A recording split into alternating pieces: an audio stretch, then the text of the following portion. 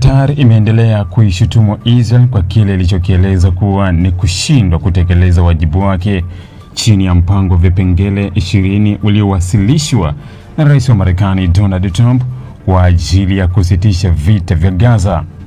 Doha imezitaka nchi za jumuiya ya kimataifa kuchukua hatua za haraka za kuiwekea Israel shinikizo la kisiasa na kidiplomasia ili iheshimu makubaliano yaliyofikiwa kupitia mazungumzo yanayosimamiwa na Qatar, Misri na Marekani. Akizungumza katika mkutano na waandishi wa habari, msemaji wa Wizara ya Mambo ya Nje ya Qatar, Majid Al-Ansari, alisema kuwa Israel ina wajibu wa wazi wa kutekeleza masharti yaliyokubaliwa chini ya makubaliano ya usitishaji mapigano na mpango huo wa amani.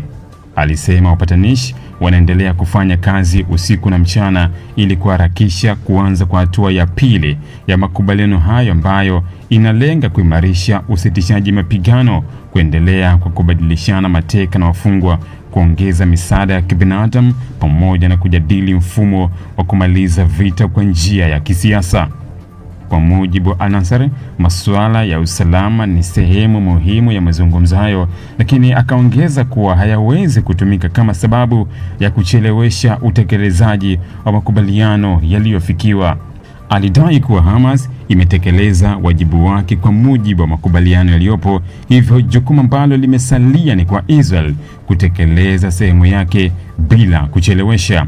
Aliongeza kuwa jumuiya ya kimataifa inafahamu ni upande gani unaozuia utekelezaji wa makubaliano hayo, akisema kuwa Qatar inaamini kuwa lawama zote za ucheleweshaji hatua ya pili zinapaswa kuelekezwa kwa Israel. Kwa mtazamo wa Doha, mashambulizi ya anga na operesheni za kijeshi ambazo Israel imeongeza katika maeneo mbalimbali ya ukanda wa Gaza katika siku za hivi karibuni ni hatua zinazohatarisha juhudi za upatanishi na zinaweza kuvuruga kabisa mchakato wa kisiasa uliokuwa unaendelea. Qatar imeonya kuwa kuendelea kwa mashambulizi hayo kunaweza kuongeza mateso ya raia wa Gaza ambao tayari wanakabiliwa na uhaba mkubwa wa chakula, dawa, maji safi na huduma nyingine muhimu. Doha imeeleza kuwa mazingira ya vita yanazidi kuwa magumu kwa wananchi wa kawaida na kwamba suluhisho la kudumu haliwezi kupatikana kupitia operesheni za kijeshi pekee, bali kupitia mazungumzo na utekelezaji wa makubaliano yaliyokubaliwa na pande zote. Hata hivyo, upande wa Israel una mtazamo tofauti kuhusu hali hiyo. Israel imekuwa ikisema kuwa haiwezi kuendelea na hatua zinazofuata za makubaliano bila Hamas kwanza kutimiza masharti ya msingi ya usalama.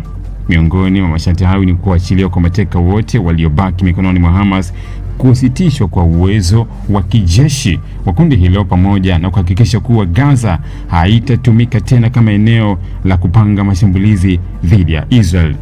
Kutokana na misimamo hiyo inayokinzana, wapatanishi kutoka Qatar, Misri na Marekani wanaendelea kufanya mazungumzo ya kina ili kujaribu kuziba pengo lililopo katika pande hizo mbili. Lengo la mazungumzo hayo ni kufanikisha kuanza kwa hatua ya pili ya makubaliano ambayo inatarajiwa kujumuisha usitishaji wa mapigano kwa muda mrefu, kuendelea kwa kubadilishana mateka na wafungwa, kuongeza kwa misaada ya kibinadamu pamoja na kuweka msingi wa makubaliano ya kudumu yatakayomaliza vita.